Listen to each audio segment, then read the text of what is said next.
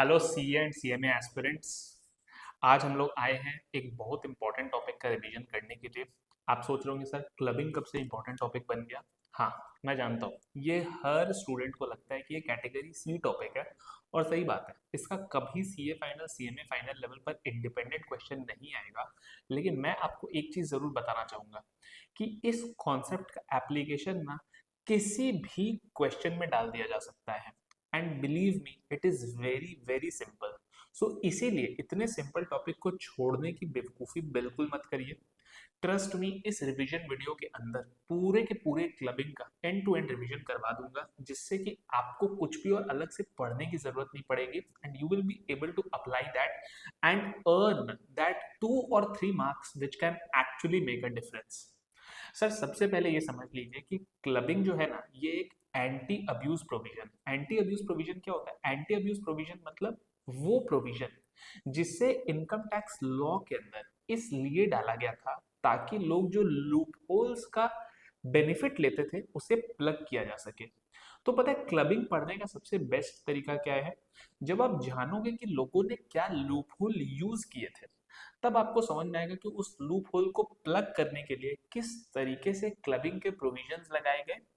And then आपको समझ में आएगा कि आपको इस चैप्टर को रटने की बिल्कुल भी जरूरत नहीं है। और ये रिवीजन वीडियो बिल्कुल वैसे ही होने वाला है। एक हिंट मैं आपको दे देता हूँ कि देखो, जो पूरे के पूरे एग्जाम्पल्स मैंने यूज किए हैं ना, वो सारे के सारे रियल लाइफ मजेदार एग्जाम्पल्स है। अपन ने अपने तारक मेहता के एग्जाम्पल्स लिए हैं। तो चलो एकदम अभी स्टार्ट करते हैं और सही तरीके से फास्ट क्विकली इस चैप्टर का रिवीजन करते हैं। देखो, 2 पार्ट्स के अंदर होते हैं क्लबिंग के प्रोविजंस। ये आपके सेक्शन 60 से 65 के अंदर कवर्ड है। देखो, सेक्शन 60, 61, 62, 63 ये क्या बोलते हैं? ये अप्लाई करते हैं एनी पर्सन के ऊपर।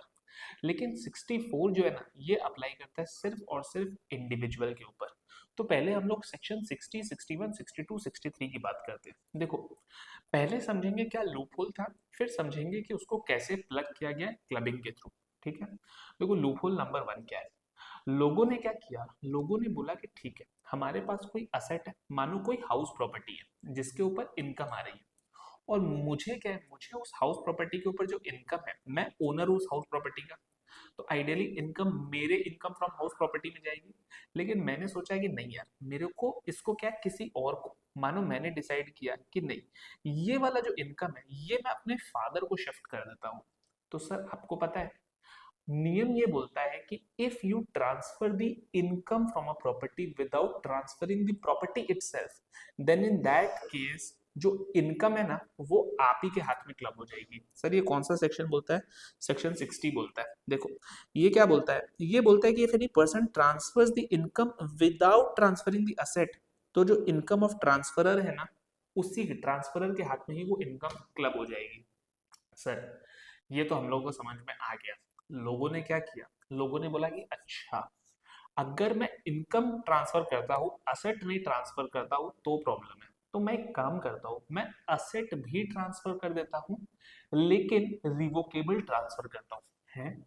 रिवोकेबल ट्रांसफर क्या है? देखो, रिवोकेबल ट्रांसफर क्या है? एकदम सिंपल समझो। मैंने कोई चीज आपको दी, लेकिन कंडीशन ये लगा दी कि जब चाहूं मैं उसे रीट्रांसफर कर सकता हूं, या फिर I have the power to reassume that asset. I have a right to reassume the power. Now that right might be direct और indirect, it does not matter. अगर रिवोकेबल ट्रांसफर कर दिया तो अब क्या हुआ? उस पर्सन के दोनों ऑब्जेक्टिव मीट हो गए। एक तरीके से उस असेट के ऊपर कंट्रोल भी उसका रहा, और सेक्शन 60 भी ट्रिगर नहीं हुआ, क्योंकि सेक्शन 60 तो बोलता है कि विदाउट ट्रांसफरिंग द असेट अगर इनकम ट्रांसफर हो जाए। मैंने तो असेट ट्रांसफर कर दिया है, तो अब क्या है? यहां पर भी लॉ के अंदर जो सेकेंड लूप होल था, इसको प्लग कर दिया गया सेक्शन 61 से। जिसने क्या बोला? जिसने बोला कि अगर आपने जो ट्रांसफर किया it is a revocable transfer, then we are sorry sir, जो इनकम आपने सोचा कि सामने वाले को चला जाएगा, वैसा नहीं होगा। इनकम आज भी ट्रांसफरर के ही हाथ में क्लब होगा। सर जब सेक्शन 60 और 61 ये है, तो 62 63 क्या बोलता है? देखो, सेक्शन 63 बहुत सिंपल है, मीनिंग ऑफ रिवोकेबल ट्रांसफर बोलता है। जो मैंने आपको बताया वही है। आपके लिए गौर करने की बात खाली इतनी है कि डायरेक्टली हो चाहे इनडायरेक्टली हो, एंड चाहे मेरे पास पूरे के पूरे असेट को रिवोक करने का पावर है या only part of the asset को रिवोक करने का पावर है, इट डज नॉट मैटर। मानिए मैंने एक हाउस प्रॉपर्टी ट्रांसफर की, चलो हाउस प्रॉपर्टी एक खराब एग्जांपल है, कोई और ऐसा असेट जिसे मैं पार्ट में रिवोक कर सकता हूं, तो भी मैं आपको बता देता हूं, आपके लिए जो इनकम क्लब होगा ना वो होल होगा। मैंने क्या बोला? मैंने बोला even if the right to revoke is on part of the asset, yet income जो क्लब होगा ना वो पूरा होल इनकम क्लब होगा। तो ये प्लीज हमेशा याद रखिएगा। सर सेक्शन 62 क्या बोलता है? सेक्शन 62 बहुत सिंपल सा बात बोलता है, पढ़ेंगे बाद में, सुनो पहले। सेक्शन 62 ये बोलता है कि सर रिवोकेबल ट्रांसफर के अंदर भी एक एक्सेप्शन, मतलब क्या? पहले मैंने बोला ट्रांसफर होना जरूरी है, उसका मैंने एक्सेप्शन निकाला कि नहीं रिवोकेबल ट्रांसफर होगा तो मैं इनकम नहीं क्लब करने दूंगा। अब मैंने एक्सेप्शन का एक्सेप्शन निकाल दिया, ये बोला कि नहीं रिवोकेबल ट्रांसफर के केस में भी एक सिचुएशन ऐसा है जहां पे क्लबिंग अप्लाई नहीं करेगा। सर वो सिचुएशन कौन सा है? जहां पर जिसको मैंने ट्रांसफर किया है वो ट्रांसफरी या फिर जिसके बेनिफिट के लिए ट्रांसफर हुआ है, यानी कि बेनिफिशियरी, ट्रांसफरी या बेनिफिशियरी जब तक जिंदा है, during the lifetime of the transferee and beneficiary अगर मैं रिवोक नहीं कर सकता हूं, तो उस केस में बहुत गौर से सुनना, बहुत गौर से सुनना। क्या? कि up to the lifetime of the transferee या बेनिफिशियरी जो भी इनकम आएगा वो इनकम ट्रांसफरी के ही हाथ में क्लब होगा। लेकिन once my right to revoke is established, मेरा राइट टू रिवोक सर कब एस्टैब्लिश होगा? जब ट्रांसफरी या बेनिफिशियरी की डेथ हो गई। The moment they die and I have a right to revoke even though I might not have actually revoked, मेरे पास जब राइट टू रिवोक आ गई उस मोमेंट से वापस मेरे में इनकम क्लब होगा। तो मैं आपको सिंपल बताऊं, देखो ये मैं हूं, ये मैंने एक असेट ट्रांसफर कर दिया इसको, अभी मैंने बोल दिया कि जब तक ये अलाइव है तब तक जो है मैं रिवोक नहीं कर सकता हूँ। तो मानो ये अलाइव रहता है 2027 तक, तो 2027 तक की इनकम इसमें क्लब होगी। द मोमेंट मानो ये 1 अप्रैल 27 को इसकी डेथ हो जाती है, 1 अप्रैल 27 से ही इनकम मेरे हाथ में क्लब होनी स्टार्ट हो जाएगी, इवन दो मैंने एक्चुअली रिवोक नहीं किया है। You got my point? Sir इतना ही नीचे दे करके रखा हुआ है बस। इसके अंदर एक एक्सेप्शन आप खाली याद रखिएगा, बिकॉज अब क्या ये एक्सेप्शन के एक्सेप्शन के एक्सेप्शन का एक्सेप्शन है। अभी देखो गौर से सुनो मैं क्या बोल रहा हूँ। मैंने क्या बोला? अगर रिवोकेबल ट्रांसफर है तो इनकम क्लब नहीं होगी, लेकिन रिवोकेबल ट्रांसफर है during the lifetime of the beneficiary तो क्लब नहीं होगी। लेकिन अब अगर मैं बोलता हूं कि आपने रिवोकेबल ट्रांसफर किया है, लेकिन उसके अंदर जो डायरेक्ट या इनडायरेक्ट बेनिफिट है, जो ट्रांसफरर है उसे ही डायरेक्ट या इनडायरेक्ट बेनिफिट मिलेगा, तो उस इनकम को सर क्लब करने की जरूरत है। क्या बोला मैंने? सिंपल बोलू, मानो आपने रिवोकेबल ट्रांसफर किया है लेकिन कंडीशन ये रखा है कि बेनिफिशियरी के लाइफ टाइम तक जो है ना मैं इसे रिवोक नहीं करूंगा, लेकिन संग संग में मैंने ये बोल दिया कि बेनिफिशियरी को जो भी इनकम आएगा वो उसे यूज मेरे ही बेनिफिट के लिए करेगा। तो पता है लॉजिकली आप खुद सोचो मैंने क्या किया, मैंने बस खाली लॉ को बाईपास कर दिया। मैंने लॉ को बाईपास कर दिया तो फिर वो नहीं चलेगा, क्लब अभी भी हो जाएगा इनकम। सर अब हम लोग जो है एनी पर्सन से हट करके अब जो हम लोग डिस्कशन करेंगे सर वो इंडिविजुअल का है। सर कोई भी माइंड के अंदर लोड लेने की जरूरत नहीं है, क्योंकि मैं हर चीज का पहले लूपहोल बताऊंगा फिर आपको बताऊंगा कि वो प्रोविजन क्या है। तो अकॉर्डिंगली आपको टेंशन लेने की जरूरत नहीं है, जब लूपहोल जान जाओगे ना प्रोविजन खुद ब खुद दिमाग में बैठ जाएगा। देखो समझो हो क्या रहा है कि अपने को क्या है रियल लाइफ के अंदर देखो होता क्या था। अब अपन इंडिविजुअल में घुस गए, ठीक है। मान करके चलिए ये जो है अपनी गड़ा इलेक्ट्रॉनिक्स की शॉप, आप सब लोगों ने तारक मेहता देखा है, ठीक है, तो ये एग्जांपल आप सब लोग रिलेट कर पाओगे।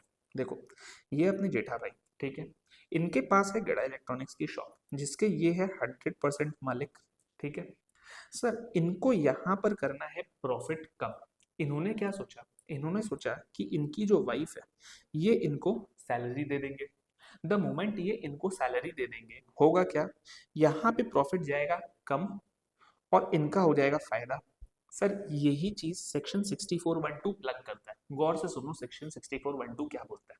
सेक्शन 6412 बोलता है कि जहां पर किसी इंडिविजुअल का किसी कंसर्न के अंदर सब्सटैंशियल इंटरेस्ट है। सर सब्सटैंशियल इंटरेस्ट का मतलब क्या है? बहुत गौर से सुनना, सब्सटैंशियल इंटरेस्ट का मतलब क्या होता है? ये इंडिविजुअल अलोन या फिर अलोंग विथ रिलेटिव्स किसी एंटिटी के अंदर more than 20% equity shares hold करता है, जिसके अंदर 20% या उससे ज्यादा का वोटिंग पावर है, या फिर अगर वो कंपनी नहीं है तो मोर देन इक्वल टू 20% का प्रॉफिट शेयरिंग है, उसे हम सब्सटैंशियल इंटरेस्ट बोलते हैं। तो यहाँ पर देखो इनकी सब्सटैंशियल इंटरेस्ट है, तो इनकी वाइफ को, इनकी स्पाउस को, ये सेक्शन सिर्फ और सिर्फ स्पाउस पर है और किसी पर नहीं है। इनकी स्पाउस को अगर कोई भी इनकम मिलेगा, remuneration, bonus, commission, by what ever name called, वो जो है ना इन्हीं के हाथ में क्लब हो जाएगा। तो सर हुआ क्या, ताकि लोग ये वाला लूपहोल ना इस्तेमाल कर पाए, इसलिए इस सेक्शन से इसे प्लग कर दिया गया। सर इसके ना कुछ एक्सेप्शन है।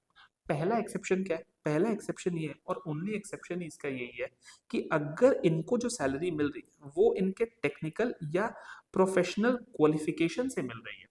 मानो यहाँ पर जो दया भाभी है ये एक्चुअली में कोई कंसल्टेंसी अगर दे रही है and she is qualified to give that consultancy, on paper नहीं, एक्चुअली में ये क्वालिफाइड है, तो इनकम क्लब नहीं होगा। तो फिर क्या होगा, तब इनकम इन्हीं के हाथ में रहेगा। सर आप मेरे को एक चीज बताइए, रियल लाइफ के अंदर ये वाला सिचुएशन बहुत कॉमन है कि इनका भी सब्सटैंशियल इंटरेस्ट हो और इनका भी सब्सटैंशियल इंटरेस्ट हो और इन्हें भी रेम्यूनरेशन मिल रहा हो, इन्हें भी रेम्यूनरेशन मिल रहा हो। सर हम उस केस में क्या करेंगे, बहुत गौर से सुनना, बहुत सिंपल बात है। जहां पर दोनों का सब्सटैंशियल इंटरेस्ट है एंड दोनों को रेम्यूनरेशन मिल रहा है, वहां पर पता है दोनों का कंबाइंड रेम्यूनरेशन उसके हाथ में क्लब हो जाएगा जिसकी total income before this remuneration is higher. You got my point? हाँ सर आपका पॉइंट समझ में आ गया। देखो सेक्शन 6412 यही बोल रहा है कि total income of an individual जो किसी भी कंसर्न सब्सटैंशियल इंटरेस्ट है और उसके स्पाउस को सैलरी कमीशन फीस मिल रहा है, वो उसके हाथ में क्लब हो जाएगा। सर सब्सटैंशियल इंटरेस्ट का मीनिंग हमने डिस्कस कर लिया, कब नहीं होगा ये हमने डिस्कस कर लिया, अगर दोनों के हाथ में सब्सटैंशियल इंटरेस्ट है तो क्या होगा ये हमने डिस्कस कर लिया, अगर एक ही के हाथ में सब्सटैंशियल इंटरेस्ट है तो हायर इनकम वगैरह चेक करने की जरूरत नहीं है, जिसके हाथ में सब्सटैंशियल इंटरेस्ट है उसी के हाथ में क्लब हो जाएगा। सर ये वाला पॉइंट खत्म। अब देखो, अब वापस क्या पहले पढ़ेंगे कि क्या प्रॉब्लम था, उसका क्या सोल्यूशन था। तो देखो भाई ये हो गए हमारे मिस्टर जेठालाल परेशान कि भाई निर्मला सीतारमन ने इनके इस वाले रास्ते को बंद कर दिया है। तो अब भाई इन्होंने क्या किया है, इन्होंने क्या किया, इन्होंने सोचा कि ठीक है मैं एक काम करता हूँ, मैं सैलरी अपनी वाइफ को तो नहीं दे पा रहा हूँ, अपने बेटे को दे देता हूँ, पैसा घर का घर में रह जाएगा और एट द सेम टाइम मेरे को जो यहाँ पे प्रॉफिट कम करना है हो जाएगा। ये हो गया लूपहोल नंबर 4 जो हम आज डिस्कस कर रहे हैं। सर इसको भी प्लग कर दिया सेक्शन 64(1)(a) में। सेक्शन 64(1)(a) क्या बोलता है, गौर से सुनो। सेक्शन 64(1)(a) बोलता है कि जहां पर आपका जो चाइल्ड है वो माइनर है और उसको आपने किसी ऐसे कंसर्न से, ये छोड़ो कोई कंसर्न वंसर्न छोड़ो, एकदम सिंपल रखो, अगर आपका माइनर चाइल्ड कोई भी इनकम कमाता है, कोई भी इनकम कमाता है, वो आपके हाथ में क्लब हो जाएगा। सर आपके मतलब क्या, इनके या दया भाभी, जिन किसी की भी इनकम हायर है बिफोर दिस रेम्यूनरेशन उस पेरेंट के हाथ में क्लब हो जाएगा। एक्सेप्शन क्या है सर इसका, सर पहले बात तो कोई भी इनकम, हाँ सर कोई भी इनकम, यहाँ पर सर सब्सटैंशियल इंटरेस्ट नहीं देखना है, बिल्कुल नहीं देखना है। मानो इसको रिलायंस से भी कुछ सैलरी मिल जाएगी ना, वो भी इधर क्लब होगी। इसको किसी से भी कुछ भी इनकम मिलेगा वो क्लब होगा। सर सिर्फ 3 एक्सेप्शन है, पता है क्या 3 एक्सेप्शन है?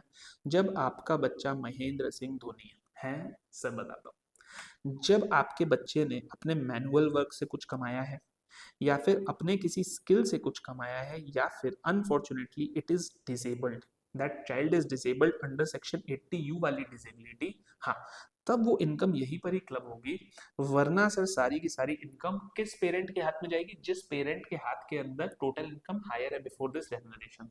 सर एक चीज बताइए, अगर पेरेंट्स का डाइवोर्स हो चुका है और वो अलग अलग रहते हैं तो जिस पेरेंट के संग ये रहेगा उस पेरेंट के हाथ में सर वो इनकम जाएगी।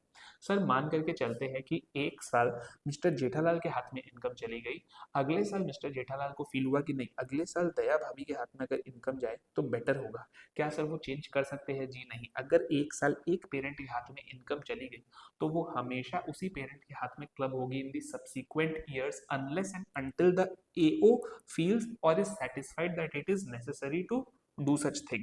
चलो अब एक बार क्विकली आकर के 64(1)(a) को पढ़ करके रिवाइज कर लेते हैं। तो देखो, मैंने आपको ये बता दिया, मैंने आपको एक्सेप्शन बता दिया, एक्सेप्शन है ये वाला पॉइंट हमने डिस्कस कर दिया, मैरिज सब्सिस्ट नहीं करता ये हमने डिस्कस कर लिया। सर एक चीज मैं आपको बताता हूँ कि अगर उस बच्चे ने उस इनकम को इन्वेस्ट करके कोई और इंटरेस्ट इनकम या कोई और इनकम और कमा लिया, सर वो वाला इनकम भी क्लब होगा। ये वाला पॉइंट भी आप याद रखिएगा। सर मान करके चलिए कि अनफॉर्चुनेटली वो बच्चे के दोनों parents mother and father dead है, उस केस में क्या होगा सर? उस केस के अंदर आपको एक चीज बताऊं, वो बच्चे के ही हाथ में क्लब होगा इनकम, और उस बच्चे की सर रिटर्न फाइलिंग पता है कौन करेगा? उसका जो लीगल गार्जियन है वो करेगा। सर मान करके चलते हैं बच्चा साल के मिडिल में मेजर बन गया, माइनर से द मोमेंट ही बिकम्स मेजर, तो पता है क्या होगा? साल के मिडिल में आप मेजर बने हो ना, यहाँ तक की इनकम आपकी क्लब होगी और इसके आगे की इनकम चाइल्ड के ही हाथ में टैक्स होगी। सर एक पॉइंट खाली और है, ये वाला डिस्कशन करेंगे and then we will move to the next loophole. इस पॉइंट को बहुत क्लियरली समझिएगा क्योंकि ये बहुत रेलिवेंट हो जाएगा आपके लिए इंडिविजुअल के इनकम टैक्स को कंप्यूट करने के लिए। सर हम जानते हैं कि सेक्शन 115 बीएसी है, हाँ सर जानते हैं, ये क्या है? ये ऑल्टरनेट टैक्स रेजिम है। यहाँ पर क्या है ना सर, कुछ कंसेशनल रेट पर टैक्स होता है तो आपको बदले में कुछ कुछ डिडक्शंस एंड अलाउंसेस नहीं मिलते हैं। उन्हीं में से एक है सेक्शन 1032। सेक्शन 1032 क्या बोलता था कि फॉर एवरी माइनर चाइल्ड जिसका इनकम आपके अंदर क्लब हुआ है, आपको 1500 का, ये पर मंथ नहीं है, ये पर माइनर चाइल्ड है, जिस जिसका इनकम क्लब हुआ है उतने का डिडक्शन मिलता था। याद रखिएगा ये सिर्फ और सिर्फ डिफॉल्ट रेजिम में नहीं मिलेगा, ओल्ड रेजिम में मिलेगा, यानी कि 115 बीएसई के अंदर ये वाला डिडक्शन नहीं मिलेगा। ठीक है सर, हमने माइनर चाइल्ड वाली पॉइंट भी खत्म कर ली। सर ये जो है ये अब हो गए वापस से चिंता में, ये गए फिर से अपने सीए के पास कि भाई अब मुझे इससे भी बचने का कोई रास्ता दिखाओ। तो इनके सीए ने बोला घबराइए मत, आप एक काम करो, क्योंकि उनका सीए क्या था, पढ़ा लिखा नहीं था, अपने जितना पढ़ा लिखा नहीं था उनका सीए। तो उसने क्या बोला? उसने बोला एक काम करो, आप एक लोन दो, ठीक है? इस लोन का इंटरेस्ट जो है ये यहाँ पर इसके प्रॉफिट को गिरा देगा, और आप इस लोन को, जो लोन इनके लिए एक असेट है, बोला आप इसे असाइन कर दो अपनी वाइफ को, अपनी स्पाउस को। तो अब क्या होगा? इनकम इधर आएगा, प्रॉफिट इधर गिर जाएगा। ये बहुत खुश हो गए। मैं आपको बताता हूँ ये नहीं कर सकते। क्यों नहीं कर सकते हैं? बिकॉज सेक्शन 6414 क्या बोलता है, गौर से सुनिएगा।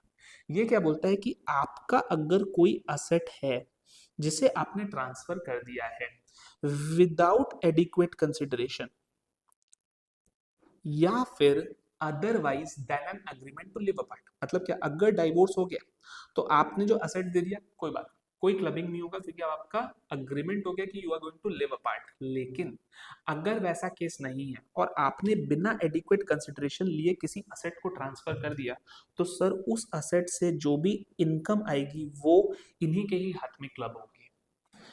ये वाला पॉइंट जो है, अब हम लोग इसको इधर से भी एक बार कवर कर लेंगे। देखो क्या बोल रहा है, बोल रहा है याद रखिएगा पूरा का पूरा सेक्शन 64, देखो यार याद रखना इंडिविजुअल के लिए, आपको याद रहे, इसीलिए मैं वो एग्जांपल्स करा रहा हूँ, बिकॉज वो एग्जांपल्स मैंने बहुत सोच सोच के बनाया है कि क्या क्या लूप होल किस सीक्वेंस में जाना चाहिए, तो आपके माइंड में एक स्टोरी की तरह रहेगा। तो प्लीज इससे स्टोरी को मत ब्रेक करते रहना, ठीक है?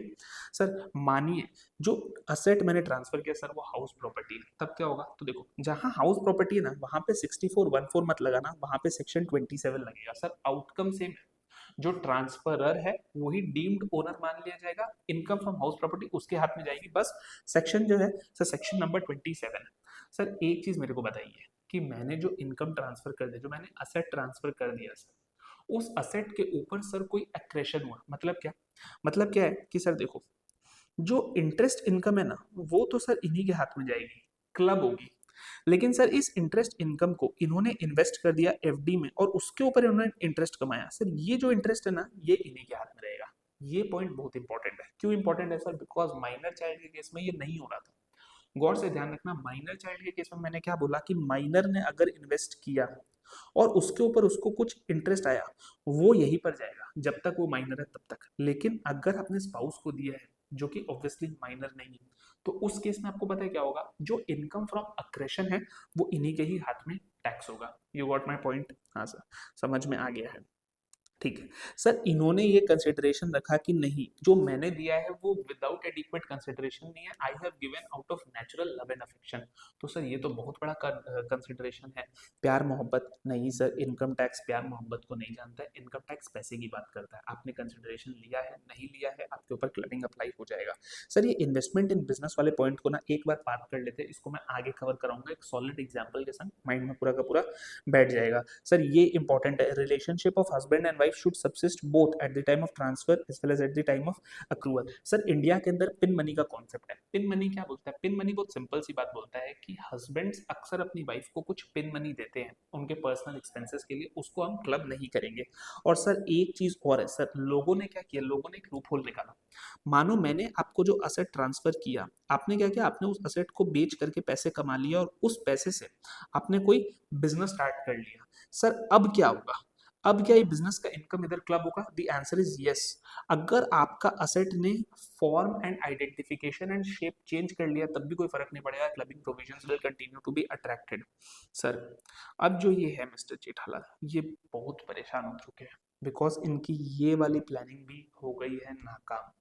तब इन्होंने क्या सोचा, इन्होंने सोचा कि मैं एक काम करता हूँ, मेरा जो प्यारा सा बेटा है टप्पू, इसकी मैं करा देता हूँ शादी। नाउ मैं आपको एक चीज बताता हूँ, अगर आपने सन्स वाइफ को भी कोई ऐसा इनकम दिया है from a concern in which you have a substantial interest, उस केस में पता है क्या होगा? उस केस के अंदर आपके हाथ में क्लब नहीं होगा। लेकिन सर यहाँ पर प्रॉब्लम क्या है पता है, कि ये जो है ये है माइनर चाइल्ड, ये है माइनर चाइल्ड। तो यहाँ पर जो इनके पिताजी हैं आत्माराम तुकाराम भिड़े, प्रॉब्लम सर इनको हो जाएगा। इनको किस लिए प्रॉब्लम हो जाएगा? बिकॉज सर इनका माइनर चाइल्ड इनकम कमा रहा है कहीं से भी, वो इनके हाथ में, या फिर माधवी भाभी जिस किसी की भी इनकम हायर है उसके हाथ में क्लब हो जाएगा। तो सर इस प्रॉब्लम के ऊपर इस वाले को मिस्टर जेठालाल इसलिए नहीं कर सकते हैं बिकॉज ये नहीं होने देंगे, वरना टैक्स इनके जेब से लग जाएगा। तो सर इनका ये वाला लूपहोल भी फेल हो गया। लेकिन आपके लिए पॉइंट क्या है माइंड में रखने के लिए, कि अगर माइनर चाइल्ड को कहीं से भी इनकम आती है वो क्या है, पेरेंट के हाथ में क्लब हो जाएगी। तो सर इनका ये वाला प्लानिंग भी जो है कंप्लीटली फेल कर गया है। अब इनके दिमाग में क्या आता है, इनके दिमाग में आता है कि अच्छा ठीक है, मैं एक काम करता हूँ, मैं इससे सैलरी तो नहीं दे सकता हूँ, मैं इसे भी सैलरी नहीं दे सकता हूँ, मैं एक काम करता हूँ, मैं अपने सन की वाइफ को एक लोन, जो मैं जो ये अपनी पहले अपनी स्पाउस के संग कर रहे थे वही सेम चीज इधर करेंगे। सर सेक्शन 6416 एकदम मिरर है। जो स्पाउस के संग आप असेट को ट्रांसफर करने का प्रोविजन है वही सन्स वाइफ के लिए भी है।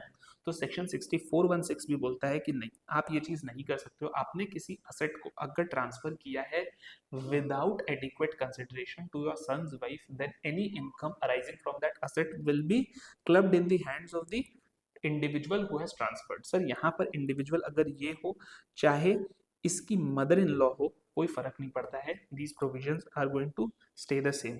सर इनकी हालत बहुत खराब हो चुकी है बिकॉज इन्होंने ये 6th या 7th लूप होल था जिसको इन्होंने आइडेंटिफाई किया था, और गवर्नमेंट ने एक एक करके सबको प्लग कर दिया।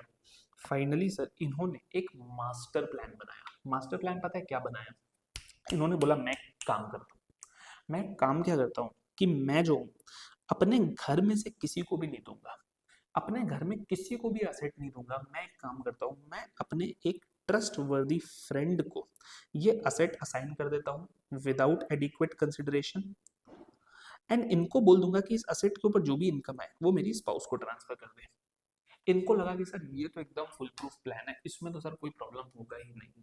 सर प्रॉब्लम हो गया। सेक्शन 6417 क्या बोलता है, गौर से मेरी बात सुनिएगा। सेक्शन 6417 ये बोलता है कि अगर आपने कोई असेट ट्रांसफर किया है किसी भी पर्सन या एसोसिएशन ऑफ पर्संस को, जो ट्रांसफर किया है वो कौन है, इंडिविजुअल है। कैसे किया है, विदाउट एडिक्वेट कंसिडरेशन किया है, और बोला है कि जो इनकम आएगा वो इमीडिएट या deferred benefit of my spouse होगा। तो पता है वो इनकम ट्रांसफरी के ही हाथ में, ट्रांसफरर के हाथ के अंदर आपका क्लब हो जाएगा। हाँ right, is use by the transferee for the immediate spouse. तो वो जो इनकम है वो आपका ट्रांसफरर के हाथ में क्लब हो जाएगा। तो सर इनका ये वाला प्लानिंग भी पूरा का पूरा फेल कर गया। अब सर ये जो है ये है बड़े परेशान, इनको कुछ समझ नहीं आ रहा है कि भाई मैं क्या करूं, मैं क्या करूं, मैं क्या करूं, बिकॉज ये इनका 8th प्लानिंग था जो क्लबिंग के प्रोविजंस ने एंटी अब्यूज करते हुए बंद कर दिया। इनके दिमाग में आया एक आइडिया। इन्होंने सोचा कि मैं क्रॉस ट्रांसफर करता हूँ, मतलब कोई लिंकिंग रहेगा ही नहीं। इन्होंने सोचा कि भाई कुछ भी डायरेक्ट नहीं होगा। तो इन्होंने क्या किया, इनके पास कुछ फंड्स थे जिसको इन्होंने गिफ्ट कर दिया बबीता जी को, जो इनकी बहुत खास दोस्त है।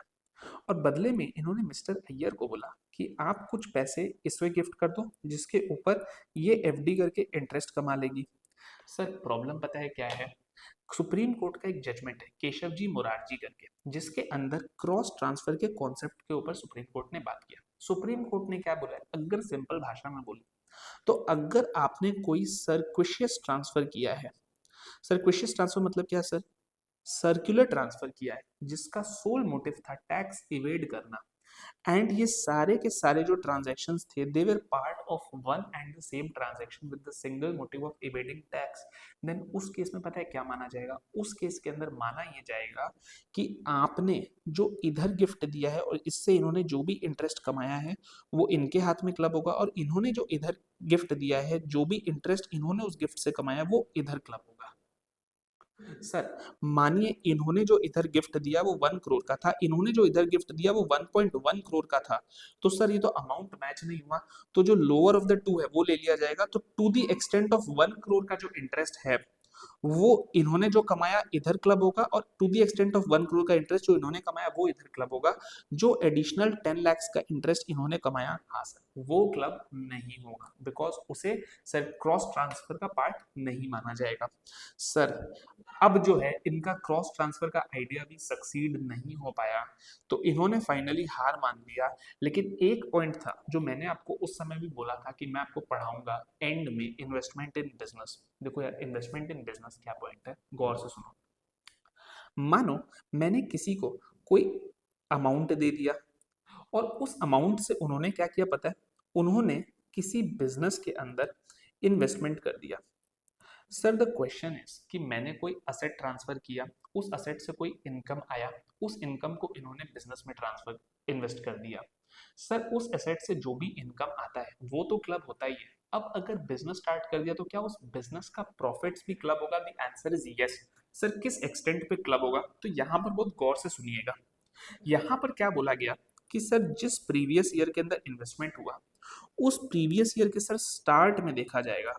कब देखा जाएगा सर? फर्स्ट डे पर देखा जाएगा कि सर जो कैपिटल था उस इन्वेस्टमेंट के अंदर उसमें से कितना पार्ट मैंने इन्वेस्ट किया था, एंड उस प्रोपोर्शन के अंदर उस साल के जो प्रॉफिट्स होंगे वो मेरे को क्लब हो जाएंगे। सर ये तो बड़ी सिंपल सी बात है, तो मैं आपको क्या बताना चाहता हूँ, मैं आपको यहाँ पर देखो दो इंपॉर्टेंट पॉइंट्स बताना चाहता हूँ। ये दोनों के दोनों इंपॉर्टेंट पॉइंट्स वहां पर लिखे हुए भी है, ये पूरा का पूरा पीडीएफ आपको मेरे टेलीग्राम चैनल पर, व्हाट्सएप चैनल पर मिल जाएगा, तो डोंट वरी, अभी सिर्फ कॉन्सेप्ट समझो। मैं आपको ये बताना चाहता हूँ कि मानो मैंने किसी को जो पैसे दिए वो मैंने दिए सर 18 मार्च को, और उन्होंने सर 20 मार्च को बिजनेस स्टार्ट किया। अब सर 20 मार्च को अगर उन्होंने बिजनेस स्टार्ट किया है, मानिए 20 मार्च 2025 को उन्होंने बिजनेस स्टार्ट किया, तो sir first day of the previous year क्या बनेगा सर? 1 मार्च 2024?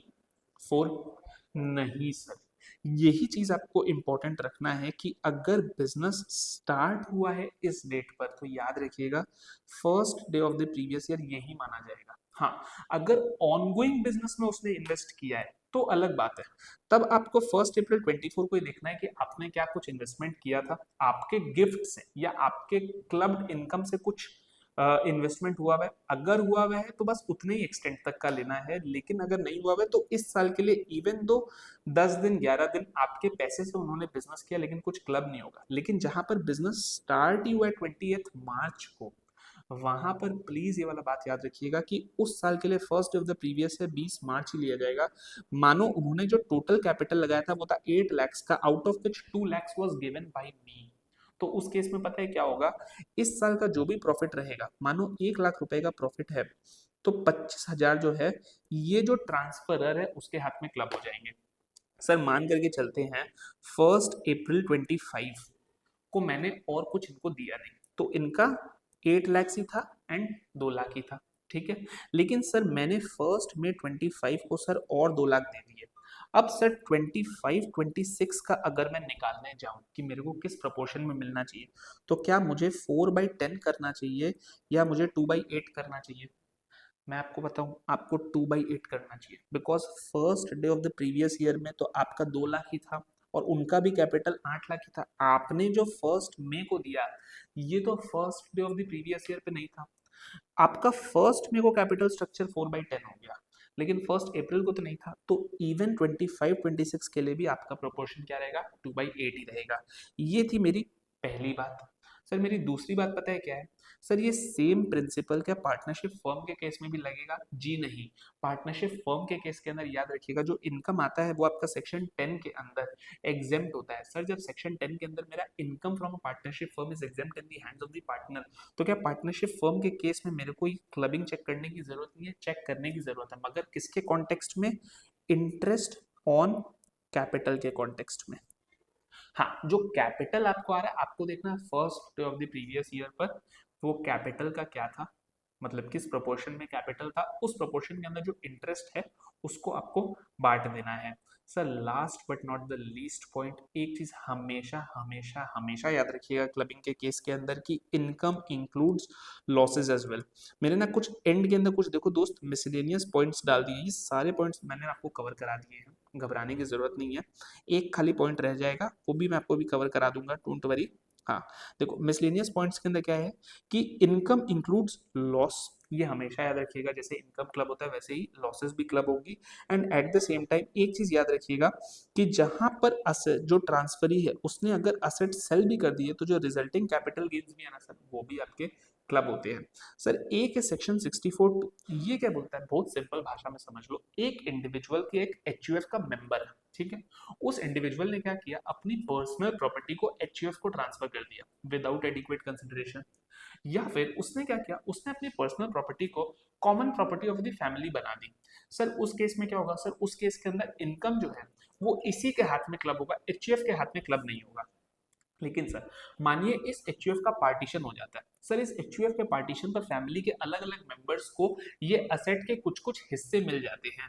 मानिए एक हाउस प्रॉपर्टी थी जो मैंने एचयूएफ को दे दी, आज ये वाला एचयूएफ का पार्टीशन हुआ है, और मानिए मेरे भाई को भी 50% ये वाला हाउस बट गया है। सर उस केस में क्या होगा, तो मैं आपको बताऊं, उस केस के अंदर जितना इनकम उस हाउस से आपकी वाइफ को स्पाउस को गया है, उतना इनकम आज भी आप में क्लब होगा। क्यों? 6414, transfer of an asset to a spouse without adequate consideration, then in that case income from that asset is clubbed in my hands. लेकिन जितना पार्ट ऑफ द असेट मेरे किसी ऐसे फैमिली मेंबर को चला गया है जिसकी इनकम मेरे अंदर क्लब नहीं होती है, वो वाला पार्ट पार्टीशन के बाद भी क्लब नहीं होगा। तो दोस्तों मैंने सारे प्रोविजंस जो आपके एग्जाम के लिए रिलेवेंट हो कवर किया है। वीडियो हाफ एन आवर का हुआ है, you can very much invest half an hour, and believe me clubbing को मत छोड़ के जाना, ये तुम्हें 2 से 3 मार्क्स ऐसे दिला सकता है जो बहुत हेल्पफुल होंगे तुम्हारे लिए। बाकी डिटेल में पढ़ने के लिए इस वीडियो को मेरे टेलीग्राम चैनल पर आप पढ़ सकते हो, देख सकते हो, एक्सेस कर सकते हो, link is in the description box.